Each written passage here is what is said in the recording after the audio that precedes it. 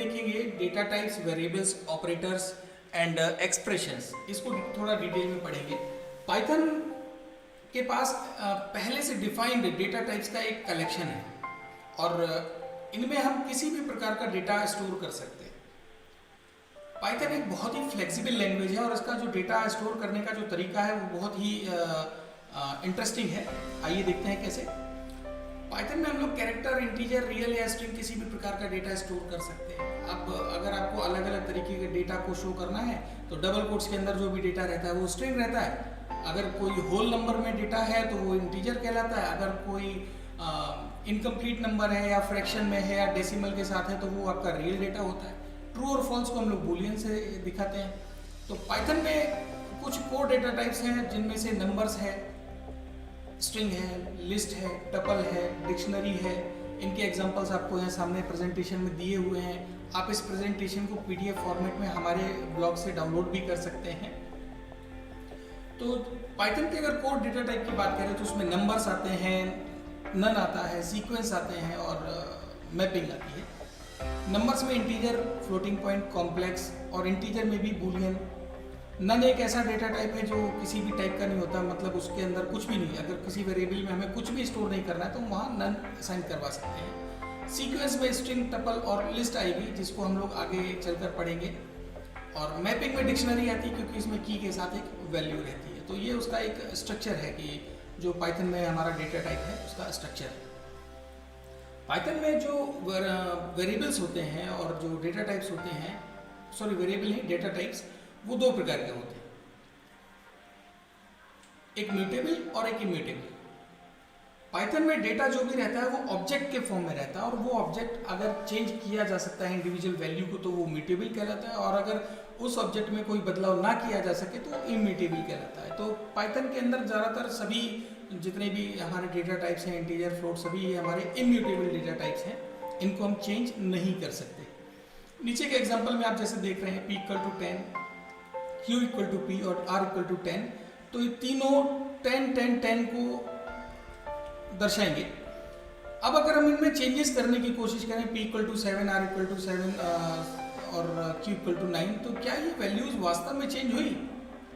तो आप ये जानकर आश्चर्यचकित होंगे कि इनकी वैल्यू चेंज नहीं हुई, क्योंकि यहाँ पर 17 जो 17 डाला गया है p में, ये p के अंदर नहीं गया। यहाँ पर जो 10 और 10, ये 17, 7 और 9 ये सब है, ये जो भी वैल्यूज हैं दे आर ऑब्जेक्ट्स, और जो ये p, q, r है ये उन ऑब्जेक्ट्स को रेफर करने वाले नेम हैं। इसको अगर हमको अच्छे से समझना हो तो हम आगे की स्लाइड पे आते हैं। यहाँ पर एक सबसे ज़्यादा इंपॉर्टेंट चीज़ ये है जो बाकी की भाषाओं में नहीं होती, कि वैल्यूज जो होती हैं वो एक प्रकार के ऑब्जेक्ट होते हैं। जैसे एक एग्जांपल ले हम लोग a = 10। a = 10 करने पर अगर किसी और लैंग्वेज में देखें तो a अपनी एक जगह बनाता है, उस जगह पर 10 वैल्यू स्टोर होती है, लेकिन यहाँ पर इसके जस्ट उलट होता है। 10 पहले से एक ऑब्जेक्ट है और उस ऑब्जेक्ट को रेफर करता है ये a = 10 का मतलब यहाँ ये हुआ कि 10 इज अ ऑब्जेक्ट और a उस ऑब्जेक्ट को रेफर करने वाला एक नाम है। ठीक, अब अगर इसी में मैं b = 10 मतलब सेम वैल्यू b को भी देना चाहूं, b = 10, तो क्या होता है कि b के लिए कोई अलग से ऑब्जेक्ट क्रिएट नहीं होता। पहले से जो ऑब्जेक्ट है 10 उसको रेफर ये b भी करने लग जाता है, यानी कि अब 10 ऑब्जेक्ट को a भी रेफर कर रहा है और b भी रेफर कर रहा है। हम जब इसको यूज करेंगे तो a = 10 होगा और b = 10 के हिसाब से इसको यूज करेंगे। अगर मैं b के मान में कुछ बदलाव करूं, यानी b को मैं 20 को रेफर करवा दूं, तो होता क्या है कि 20 एक अगेन ऑब्जेक्ट है जो 10 से अलग है। अब a को, जो 10 को a रेफर कर रहा था और 20 को अब b रेफर करने लग जाएगा। तो इस प्रकार से ये काम होता है। जैसे अभी मैं आपको बोलूं, एक आपको पाइथन खोलकर दिखाता हूं। पाइथन मैंने ओपन किया, यहां पर मैं करता हूं a = 10 और अगेन a = 20। तो होता क्या है कि 10 और 20 दे आर ऑब्जेक्ट्स और वो पहले से स्टोर्ड है। बस इसमें जब मैं लास्ट में एक ही वैल्यू को प्रिंट करूंगा तो 20 प्रिंट होगा, लेकिन मेमोरी में 10 भी है और 20 भी है, यानी कि मेमोरी को होल्ड ये 10 भी कर रहे हैं, 20 भी कर रहे हैं। बस a पहले 10 को रेफर कर रहा था और लास्ट में a जिसको रेफर कर रहा होगा उसकी वैल्यू यहाँ 20 प्रिंट हो जाएगी। ये बेसिक डिफरेंस होता है। तो वापस हम अपनी स्लाइड पर आते हैं। तो अगर आप देखिए तो आपने पहले से अगर आपको कोई लैंग्वेज आती है तो थोड़ा सा आपको इसमें ये सेटअप चेंज करने में थोड़ी सी मतलब समय लगेगा कि यहाँ पर जो वेरिएबल और वैल्यूज़ हैं उनका रिलेशन कुछ डिफरेंट तरीके से है। वैल्यूज़ को हम यहाँ ऑब्जेक्ट कहते हैं और उन ऑब्जेक्ट को रिफर करने वाले जो नाम हैं उनको हम लोग वेरिएबल्स कहते हैं। अब म्यूटेबल जो टाइप्स हैं उनमें लिस्ट है, डिक्शनरी है और सेट है, जिनके बारे में हम आगे पढ़ेंगे। इनकी इंडिविजुअल वैल्यूज़ को हम चेंज कर सकते हैं। और इम्यूटेबल डेटा टाइप में अभी जैसे हमने पीछे देखा, इंटीजर्स हैं, फ्लोट्स हैं, बूलियंस हैं, स्ट्रिंग्स हैं, टपल्स हैं, ये सब आते हैं। अभी आप कहेंगे इंटीजर की वैल्यू 10 से 20 तो हो गई, तो आप इसमें गौर से देखिए, ए की वैल्यू 10 से 20 नहीं हुई। पहले ए 10 को रिफर कर रहा था, अब ए दूसरे ऑब्जेक्ट को रिफर कर रहा है और ए की वैल्यू प्रिंट कराने पे लास्ट में जो जिसको रिफर कर रहा होता है उसको वो प्रिंट करेगा। यहां ए की वैल्यू चेंज नहीं हुई, means we did not change 10 to 20, we just change the reference of variable. Got it? तो यहां पर आते हैं वापस। अगर हम वेरिएबल इंटरनल्स को देखें, ए इक्वल टू मैंने जैसे 4 किया और इसका टाइप अगर मैं जानना चाहूं, जैसे मैं यहां पर अगर मैं टाइप ऑफ 20 जानना चाहूं तो ये अभी इंटीजर क्लास का ऑब्जेक्ट बताएगा इसको। देखिए 20 is the object of class int, और यहीं पर अगर मैं टाइप ए को देखूं तो ये भी अब चूंकि ये ए 20 को ही रिफर कर रहा है तो इसका भी जो क्लास का टाइप होगा वो इंट होगा, यानी कि ये भी उसी का ऑब्जेक्ट होगा। और यहां पर देखिए, अगर मैं ए की वैल्यू को प्रिंट करूं या वैल्यू प्रिंट करूं या वेरिएबल प्रिंट करूं, दोनों केस में ये देखिए वैल्यू ही प्रिंट हो रही है, यानी कि ऑब्जेक्ट प्रिंट हो रहा है। और एक कमांड है यहां पर आईडी। अगर मैं 4 की आईडी देखूं और ए की आईडी देखूं तो दोनों की आईडी सेम है, because A is referring to 4। यहां प्रैक्टिकल करके भी देख लेते हैं। ए इक्वल टू 20 है, तो अगर मैं आईडी ऑफ 20 करूं तो देखिए ये कुछ आईडी आई, हर एक ऑब्जेक्ट की अपनी एक अलग आइडेंटिटी होती है, उस आईडी को यहाँ ये प्रिंट कर रहा है। और अगर मैं आईडी ऑफ ए प्रिंट करूंगा तो भी देखो सेम, दोनों की आईडी यहाँ पर सेम आ रही है, यानी कि ए इज रेफरिंग टू 20 और ये 20 की आईडी है और ये भी 20 की आईडी है, बस ये ए इस आईडी को रिफर कर रहा है। ऑपरेटर्स की बात करें तो किसी भी ऑपरेंड यानी वेरिएबल के ऊपर होने वाले ऑपरेशन को दिखाने वाला जो सिंबल होता है उसे हम लोग कहते हैं ऑपरेटर। जैसे मैं यहां पर a इक्वल टू 10 करूं और b इक्वल टू 20 कर दूं और मैं करूं a print a plus b, तो यहां देखिए ये जो प्लस है, a और b के बीच में जो प्लस है, ये सिंबल है जो ये डिफाइन कर रहा है कि a और b के ऊपर क्या करना है। तो ये a और b की वैल्यूज को जोड़ेगा। तो ये जो एक्शन है, this action is shown by this plus symbol. This plus symbol is operator. This plus symbol is operator which is doing some operation. तो ऐसे ही इसमें जितने भी सिंबल्स हैं जो किसी न किसी ऑपरेशन को दिखाते हैं, they are known as operators. Arithmetical operator होते हैं, रिलेशनल ऑपरेटर होते हैं, identity operator, logical operator, bitwise operator, membership operators. तो आगे एक एक करके इन ऑपरेटर्स को पढ़ते हैं। अर्थमेटिकल ऑपरेटर जैसा कि हम सभी जानते हैं, प्लस, माइनस, स्टार और स्लैश, ये तो हमारे फंडामेंटल ऑपरेटर्स हो गए। पाइथन में एक स्पेशल टाइप का ऑपरेटर है डबल स्लैश, जो कि क्वोशेंट लौटाने का काम करता है। हिंदी में कहें भागफल और इंग्लिश में कहें क्वोशेंट। जैसे 13/2 करने पर इसका जो क्वोशेंट आएगा 6 और रिमाइंडर आएगा 1, तो ये 6 को रिटर्न करेगा। और अगर मुझे इसी से रिमाइंडर चाहिए तो मैं लिखूंगा 13%2, यहाँ पर ये गलत है, यहाँ पर परसेंटेज का साइन आना चाहिए, प्लीज मेक इट करेक्ट। और यहाँ पर इसकी वैल्यू आएगी 1। और ये जो डबल एस्ट्रिक है इसका मतलब होता है कि ये 2 की पावर 3। जैसे अगर मैं करूँ 2 स्टार स्टार 3 तो यहाँ पर 8 आएगा। इसको रन करके भी देख लेते हैं हम लोग। अगर मैं 13/2 करूंगा तो देखिए आएगा 6, और अगर मैं 2 स्टार स्टार करूंगा तो आएगा 2 की पावर 3 मींस 8। ये देखिए, तो ये दोनों ऑपरेटर्स आपको समझ में आ गए होंगे। अब आगे चलते हैं। असाइनमेंट ऑपरेटर जनरली एक इक्वल होता है, और ये C++ में जैसे हम लोग पढ़ते थे कि ये शॉर्टकट्स, शॉर्ट नोटेशंस, वैसे इक्वल, तो ये a = 10 करने पर इसमें 10 असाइन हो जाता है। प्लस इक्वल करने पर a + 5 का यहाँ पर मतलब हो जाएगा a = a + 5। तो ये समझने में आसान है आप लोगों को, उसको आराम से आप लोग इस प्रेजेंटेशन को डाउनलोड करके स्टडी कर सकते हैं। रिलेशनल ऑपरेटर जैसे जो हमारे कंडीशन बनाने के काम आते हैं, ये ट्रू या फॉल्स को रिटर्न करते हैं हमेशा, less than, greater than, less than, equal to, ये सभी। आइडेंटिटी ऑपरेटर में दो ऑपरेटर्स यहाँ पर इंट्रोड्यूस किए गए हैं, एक इज और एक इज नॉट। अगर मैंने लिखा a equal to 5 and b equal to 5 तो a इज b का आंसर ट्रू रिटर्न होगा और a इज नॉट b का आंसर आपको फॉल्स रिटर्न होगा। तो ये आपके आइडेंटिटी ऑपरेटर है।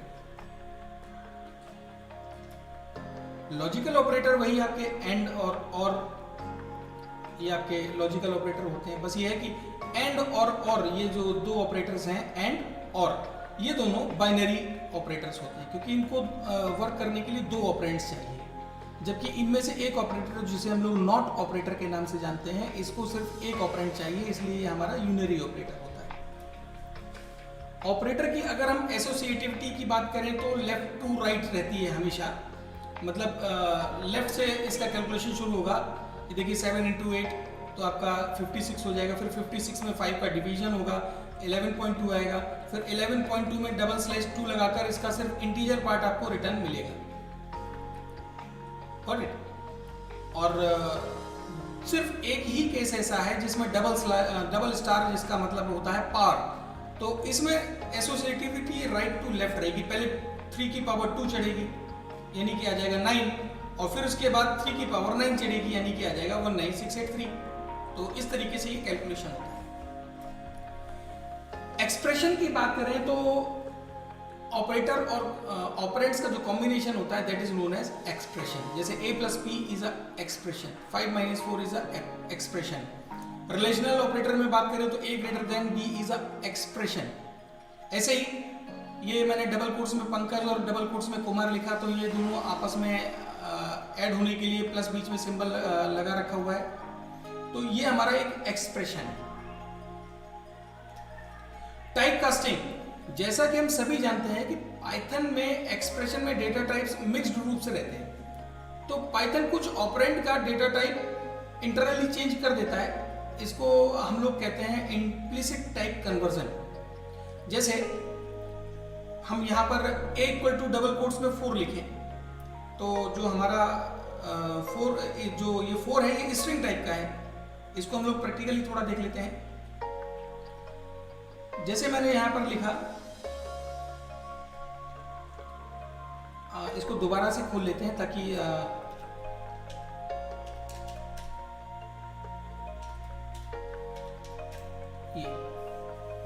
यहाँ पर मैंने लिखा a equal to double quotes में 4, तो ये स्ट्रिंग टाइप का चला गया। b इक्वल टू मैं लिखता हूं डबल कोट्स में 5।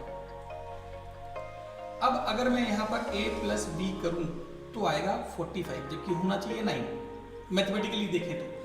अब हम लोग इसको टाइप कास्टिंग कैसे करें? मैंने लिखा int a plus int b।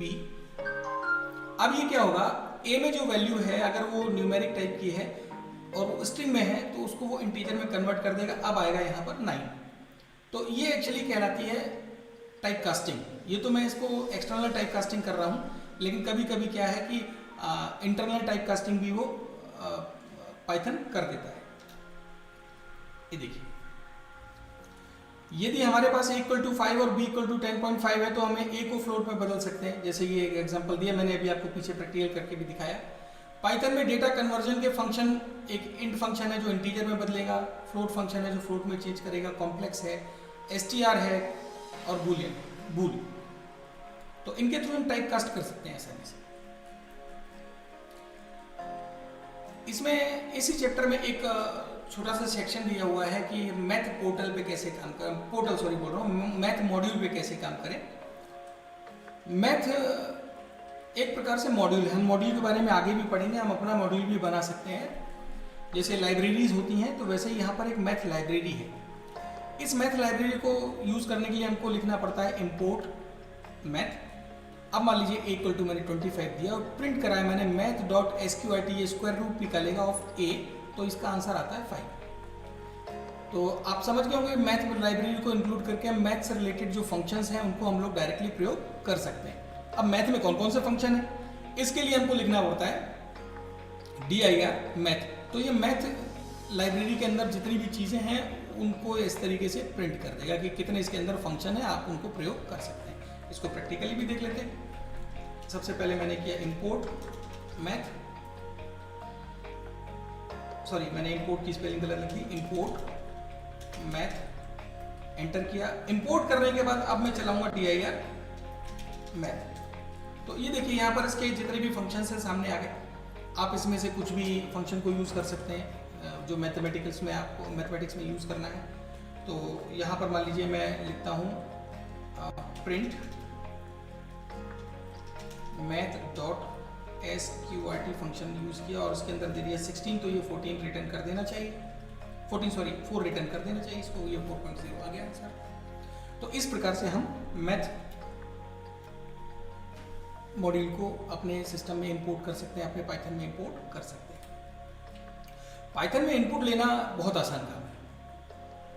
अब पाइथन में हम जो भी चीज़ इनपुट करते हैं वो हमेशा स्ट्रिंग के फॉर्म में जाती है और स्ट्रिंग को कैसे हमें अलग अलग टाइप में कन्वर्ट करना है अभी हम पीछे देख ही चुके हैं टाइप कास्टिंग में। यहाँ पर एक प्रोग्राम को कैलकुलेट करवा के यहाँ मैंने स्क्रीनशॉट लिया था इसका, एक program to calculate volume of a cone. तो रेडियस इंट इनपुट और ये मैसेज, इस मैसेज के साथ इनपुट होगा, जो भी आप मैसेज में इनपुट करेंगे वो आपका स्ट्रिंग होगा, उस स्ट्रिंग को कन्वर्ट करेगा ये इंटीजर में और कहाँ किसको रिफर करा देगा, रेडियस को।